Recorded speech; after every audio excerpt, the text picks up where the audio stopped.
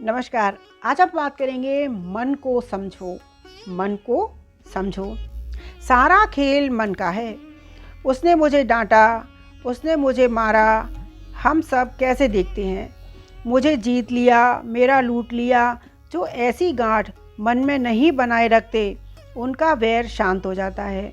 और वैर नरक है, कहीं और कोई नरक नहीं। किसी से शत्रुता रखना नरक है। तुम जितनी शत्रुता अपने चारों ओर बनाते हो उतना ही तुम्हारा नरक बड़ा होता जाता है।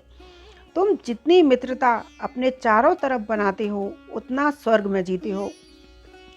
स्वर्ग मित्रों के बीच जीने का नाम है, नरक शत्रुओं के बीच जीने का नाम है। और सब तुम पर निर्भर करता है। नरक कोई भौगोलिक जगह नहीं है और ना ही स्वर्ग। सब कुछ तुम्हारे ही अंदर है। सब मन की दशाएं हैं। जब तुम सबको प्यार की नज़रों से देखते हो तो सारा जगत प्यारा ही लगता है, सारा जगत मित्र हो जाता है। इसमें मत पड़ना, लेकिन तुम खुश रहोगे। प्रकृति तुम्हारी सहायता करेगी और शत्रु खत्म हो जाएंगे। तुम्हारे साथ कोई बुरा करेगा तो उसका बुरा स्वतः हो जाएगा। तुम उसका कुछ लो ही मत, तो उसका दिया उसके पास वापस चला जाएगा। उसकी पीड़ा भी उसके मन में होगी। तुम्हें कोई दुख नहीं दे सकता। बैर से बैर कभी शांत नहीं होता, प्यार से ही बैर शांत होता है। बहुत साल पहले की बात है। एक बहुत बड़ा सौदागर नौका लेकर दूर दूर देशों में करोड़ों रुपए कमाने जाता था। उसके मित्रों ने उससे कहा, तुम नौका में घूमते हो, पुरानी नाव है, तुम तैरना क्यों नहीं सीख लेते? सौदागर ने कहा, तैरना सीखने के लिए मेरे पास समय नहीं है। लोगों ने कहा, ज़्यादा समय की ज़रूरत नहीं है। गांव में एक कुशल तैराक है जो कहता है 3 दिन में ही वो तुम्हें तैरना सिखा देगा। वह जो कहता है ठीक ही कहता होगा, लेकिन मेरे पास 3 दिन कहाँ? 3 दिन में मैं हजारों लाखों का कारोबार कर लेता हूँ। 3 दिन में तो लाखों रुपए यहाँ से वहाँ हो जाते हैं। फिर कभी फुर्सत मिलेगी तो ज़रूर सीख लूँगा। फिर भी लोगों ने कहा, खतरा बहुत है, तुम्हारा जीवन निरंतर नाव पर है, किसी भी दिन खतरा हो सकता है, और तुम जो तैरना भी नहीं जानते। उसने कहा, कोई और सस्ती तरकीब हो तो बताओ, इतना समय तो मेरे पास नहीं है। तो लोगों ने कहा, कम से कम तुम 2 पीपे अपने पास रख लो, कभी ज़रूरत पड़ जाए तो उन्हें पकड़कर तुम तैर तो सकते हो। तो उसने 2 खाली पीपे मुंह बंद करवा कर अपने पास रख लिए। उनको हमेशा अपनी नाव में जहाँ वो सोता था वहीं रख लेता और किसी को पता भी नहीं था। एक दिन वह घड़ी आ गई, तूफान उठा और नाव डूबने लगी। वह चिल्लाया, मेरे पीपे कहाँ हैं? उसके नाविकों ने बताया कि वह तो उसके बिस्तर के पास ही रखे हुए हैं। बाकी नाविक तो कूद गए क्योंकि वो तैरना जानते थे।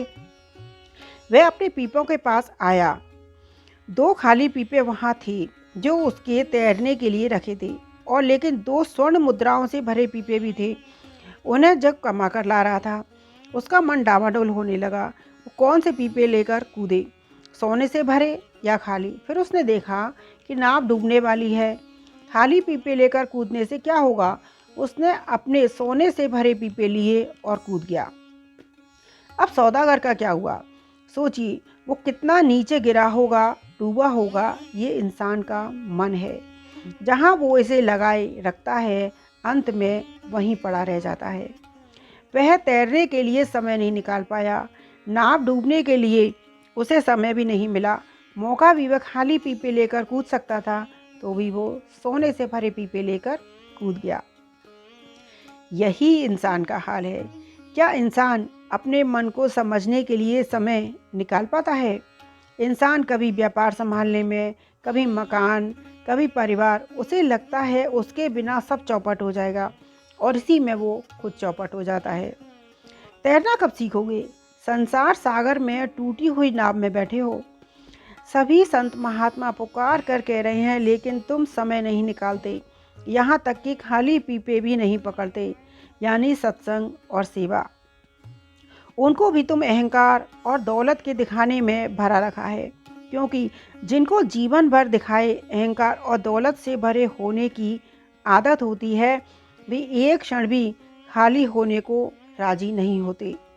अच्छे अवसर और वक्त का इंतज़ार मत करो, वो चेतावनी देकर नहीं आते।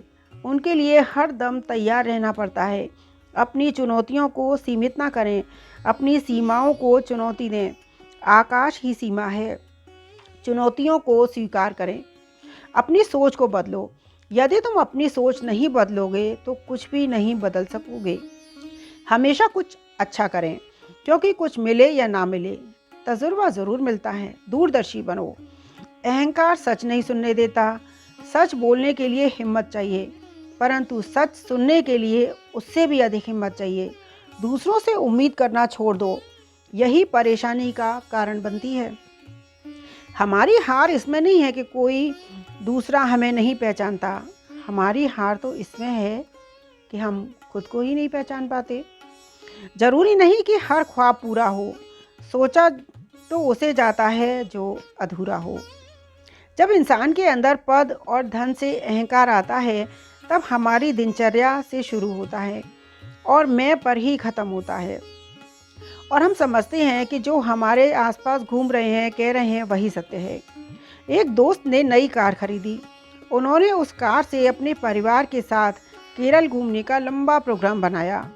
वे केरल घूमे, कई दिन वहाँ रहे, वापस आ रहे थे। हाईवे पहुँचने के कुछ ही मिनटों बाद एक पेड़ का बड़ा टहनी काट के बोनट पर अचानक टकरा के आ गिरा। कार का सामने वाला हिस्सा पूरा टूट गया। सभी खिड़कियों के शीशे टूट गए, बेल्ट शीट टूट गई। सौभाग्य से 2 बच्चों के साथ परिवार सुरक्षित बच गया। किसी को एक खरोंच तक नहीं आई। कार नई थी, किंतु वह पूरी तरह क्षतिग्रस्त हो गई थी, टूट गई थी। उसके दोस्त ने कहा, आपको यह कार मनहूस सिद्ध हुई है। नई कार थी, पूर्णतः कार का बीमा था और कंपनी दोस्त को नई कार देने को राजी थी। दोस्त को लगा कि उसका दोस्त नई कार लेने को राजी हो जाएगा, किंतु वह बोला, मेरी कार मनहूस क्यों लगती है? यह तो लकी कार है। इसने दुर्घटना का खतरा अपने ऊपर लेकर हमारी जान बचाई है। अगर हम जिंदा हैं तो इसी कार की वजह से। मुझे दूसरी कार नहीं चाहिए। इस कार को केवल रिपेयर की ज़रूरत है। उसकी सकारात्मक सोच देखकर दोस्त आश्चर्यचकित हो गया। जिंदगी में जितने भी लोग मिलते हैं, उन सभी की सोच अलग अलग हो सकती है। सबका ज़िंदगी को देखने का नज़रिया अलग अलग होता है, लेकिन ज़िंदगी की गुणवत्ता नज़रिए पर निर्भर करती है। सकारात्मक सोच से आपके आगे की सोच अच्छी होती है। जीवन में कुछ अच्छाई ऐसी भी करनी चाहिए जिनका ईश्वर के सिवा कोई गवाह ना हो। सब वक्त पर छोड़ देना चाहिए। सत्संग और ज्ञान वह तत्व ज्ञान है जिसके ऊपर हमारी आंतरिक और बाहरी उन्नति, समृद्ध और सुख और शांति निर्भर करती है। इस बात को हमेशा ध्यान रखना चाहिए, जो हमारे अंदर भरा होता है वही प्रकृति हमको लौटाती है। जो हम सबको बांटते हैं, आखिर में हम वही बटोरते हैं। एक व्यक्ति सबसे परेशान होकर अपने गुरु के पास गया। गुरु ने कहा, रात यहाँ रुको। वह रुका। उसे वहाँ भी सब खराब लगे। उसने गुरु से शिकायत की। गुरु बोले, मैं तुम्हें एक कहानी सुनाता हूँ। एक गांव में एक विशेष कमरा था। वहाँ 100 शीशे लगे थे। एक छोटी लड़की उस कमरे में गई और खेलने लगी। उसने देखा 100 बच्चे उसी के साथ खेल रहे हैं और वो उनके साथ खुश थी और ताली बजाती तो सारे 100 बच्चे ताली बजाते। उसने सोचा, दुनिया की सबसे अच्छी जगह है। थोड़ी देर के बाद ही वहाँ एक दुखी व्यक्ति आया। उसे सारा कमरा उदास लगने लगा, तो उसे लगा ये बड़ी बेकार जगह है। इसी तरह से हमारे अंदर जो भरा होता है वही हमें सब में नज़र आता है। जो हम बांटते हैं फिर उसी को हम बटोरते हैं। उसने हाथ उठाकर सभी को धक्का मार दिया। दुनिया सबसे खराब जगह, और वो वहाँ से चला गया। अब गुरु उस व्यक्ति से बोला, बेटा, यह दुनिया भी एक कमरा है। इसमें हजारों शीशे हैं। जो कुछ भी हमारे अंदर भरा है वो हम दूसरों को देते हैं, फिर प्रकृति भी हमें वही लौटाती है। संसार हमें अपने मन के अनुसार ही दिखता है। कबीरदास जी भी कहते हैं, अपने मन के अंदर झांको, इलाज बीमारी वहीं मिलेगी। अपने मन को साफ रखो, तब यह दुनिया आपके लिए स्वर्ग हो जाएगी। दुनिया ना देखो, स्वयं को देखो। इंसान को कुछ समय स्वयं को ज़रूर देना चाहिए, खुद की ज़रूर पढ़ना चाहिए। द्रौपदी के स्वयंवर में जाते वक्त श्री कृष्ण ने अर्जुन को समझाते हुए कहा, हे पार्थ, तराजू पर पैर संभाल कर रखना। संतुलन बराबर रखना, लक्ष्य मछली की आँख पर ही केंद्रित हो, ये बात का खास ख्याल रखना। तो अर्जुन ने कहा, हे प्रभु, सब कुछ अगर मैं ही कर लूँगा तो फिर आप क्या करेंगे? वासुदेव हंसते हुए बोले, हे पार्थ, जो आपसे नहीं होगा वो मैं करूँगा। तो अर्जुन बोला कि ऐसा क्या है जो मैं नहीं कर सकता? कृष्ण बोले, वह अस्थिर विचलित हिलते हुए पानी में तुम मछली का निशाना साधोगे तो उस विचलित पानी को मैं स्थिर रखूँगा, यानी कि पानी हिलेगा नहीं। तात्पर्य यह है कि आप कितने भी निपुण हो, कितने भी बुद्धिमान हो, कितने भी महान हो, कितने भी विवेकपूर्ण हो, लेकिन आप स्वयं हर परिस्थिति से ऊपर पूर्ण विराम नहीं रख सकते। आप सिर्फ प्रयास कर सकते हो और उस सीमा की आगे की ओर डोर संभालता हुआ वह ईश्वर है। हमेशा भगवान से जुड़े रहें और मन पर काबू रखें।